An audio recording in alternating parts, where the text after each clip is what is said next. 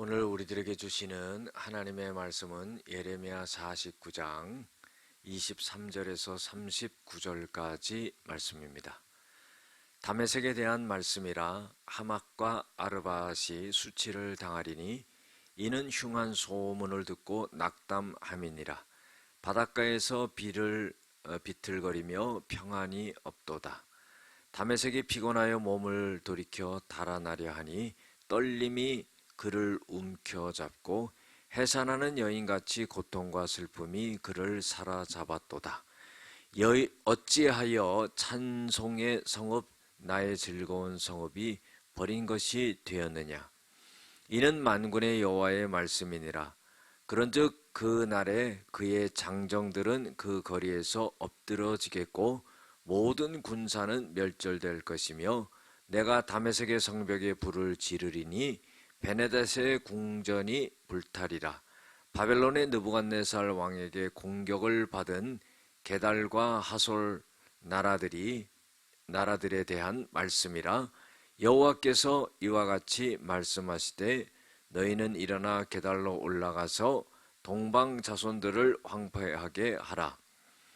너희는 그들의 장막과 양떼를 빼앗으며 휘장과 모든 기구와 낙타를 빼앗아 다가 소유를 삼고 그들을 향하여 외치기를 두려움이 사방에 있다 할지니라. 여호와의 말씀이니라. 하솔의 주민아 도망하라. 멀리 가서 깊은 곳에 살라. 이는 바벨론의 느부갓네살 왕이 너를 칠 모략과 너를 칠 계획을 세웠음이라. 여호와의 말씀이니라. 너는 일어나 고요하고도 평안히 사는 백성 곧 성문이나 빗장이 없이 홀로 사는 국민을 치라. 그들의 낙타들은 노략물이 되겠고 그들의 많은 가축은 탈취를 당할 것이라. 내가 그 살적을 깎는 자들을 사면에 흩고 그 재난을 여러 곳에서 오게 하리라. 여호와의 말씀이니라. 하솔은 큰 뱀의 거처가 되어 영원히 황폐하리니 거기 사는 사람이나 그 가운데에 머물러 사는 사람이 아무도 없게 되리라 하시니라. 유다 왕 시드기야가 즉위한 지 오래지 아니하여서 엘람에 대한 여호와의 말씀이 선지자 예레미야에게 임하여 이르시되 만군의 여호와가 이같이 말하노라.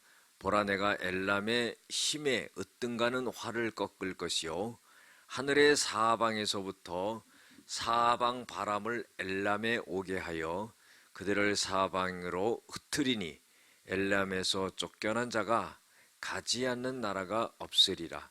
여호와의 말씀이니라.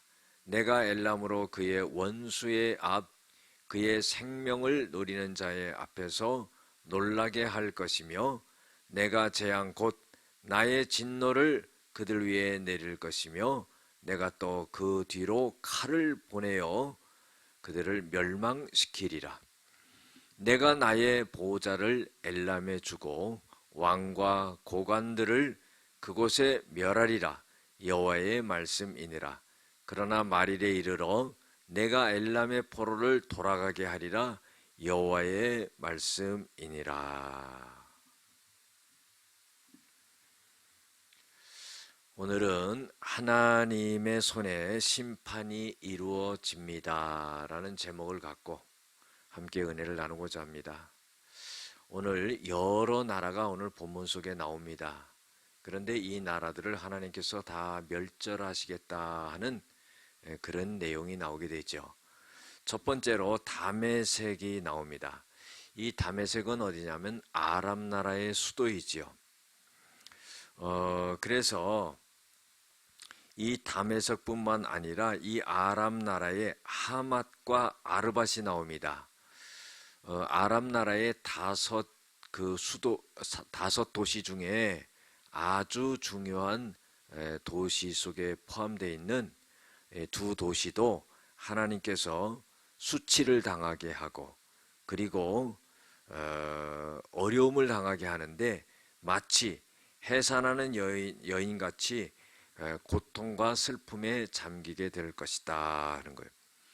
장정들은 엎드러지고 모든 군사들은 멸절되고 또 다메섹의 성벽을 불지르고 또 베나닷의 궁정이 불타리라 그랬어요. 베나닷은 아람 그의 왕입니다. 그런데 그 궁정이 불타게 되는 그런 역사가 일어난다는 거예요. 그래서 하나님께서는 아람을 멸절시키겠다 하는 거죠. 또 28절부터 보면은 바벨론의 느부갓네살 왕을 통해 가지고 게달과 하솔 나라들을 하나님께서는 멸절하겠다 그런 거예요. 게달과 하솔은 이스마엘의 후예들입니다. 그래서 이들을 하나님이 멸절시키는데 황폐하게 하고 모든 기구와 낙타들을 다 빼앗기게 되고 그래서 너희들은 빨리 도망가라 하는 그런 말씀을 하나님께서 하시고 계십니다. 낙타들이 노략물이 되고 많은 가축들이 탈취당하고 또 이 하솔은 큰 뱀의 거처가 된다 그랬어요. 뱀의 거처가 된다는 것은 정복자 바벨론이 그곳에 둥지를 틀어서 완전히 지배한다 그런 의미지요.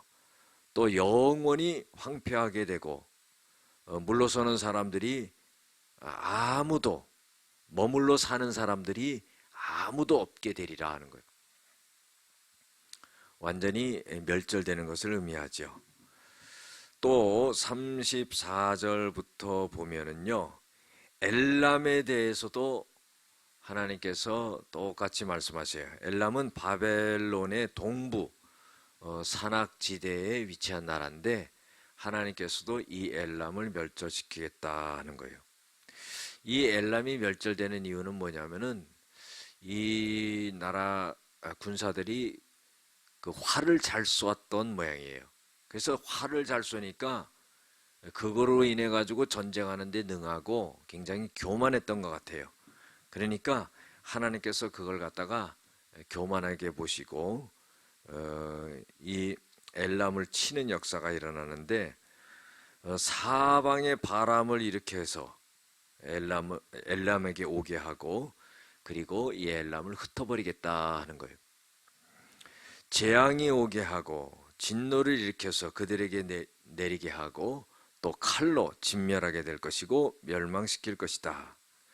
왕과 고관들을 거기서 멸절시키는 일을 일어나게 될 것이다 하는 것을 말씀하고 있습니다. 그러나 마지막 절을 보면은요, 하나님이 참 자비와 긍휼의 하나님인 것을 볼 수가 있어요. 그러나 말일에 이르러 내가 엘람의 포로를 돌아가게 하리라 그랬어요. 하나님이 완전히 멸절시킨 것 같았는데 마지막 때에는 다시 자기네 땅으로 돌아갈 수 있도록 하나님 그렇게 만들어 주시겠다 하는 겁니다. 자, 오늘 말씀 속에 우리들에게 주시고 있는 교훈은 뭐냐면 첫 번째로 모든 것이 하나님의 주권에 의해서 이루어지게 된다는 겁니다. 여러분들 이 유다 백성을 치게 된 그 많은 족속들 또 특별히 이제 바벨론 그 다음에 그 주변국에 있던 뭐 애국과 블레셋 그 다음에 오늘 보면은 다메섹 아람 나라 또 게달과 하솔 그리고 엘람 이런 나라들을 하나님이 전부 하나님이 보실 때 그들이 자만하고 교만하고 하나님을 경외하지 않고 이런 우상 숭배하고 이런 모든 것에 대해서 하나님께서는 이방의 족속임에도 불구하고 그들을 온전하게 보시지 않고 하나님의 주권 가운데 전부 심판하시겠다 하는 겁니다. 그래서요 우리가 꼭 알아야 될 것은 모든 것이 하나님의 주권 아래에 있다는 겁니다. 두 번째로요 하나님의 심판 앞에 모든 것을 잃어버리게 된다 하는 겁니다. 여러분들 우리가 하나님의 은혜를 받고 축복을 받고 살아가는 사람이 돼야지 하나님의 심판 아래에 있는 사람이 되어서는 안 됩니다.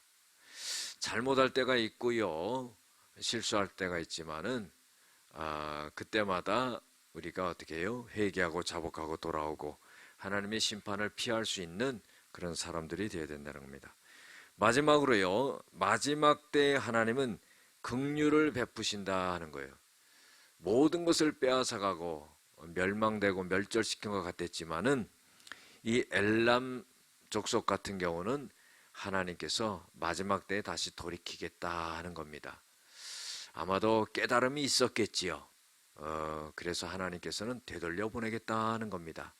여러분들, 우리가 살아가면서요, 하나님의 심판 아래 놓여 있는 자들이 되어지지 않고 하나님의 은혜 아래 놓여져 있는 그런 삶의 모습을 갖추고 살아가는 저와 여러분들 될 줄로 믿습니다. 기도하시겠습니다.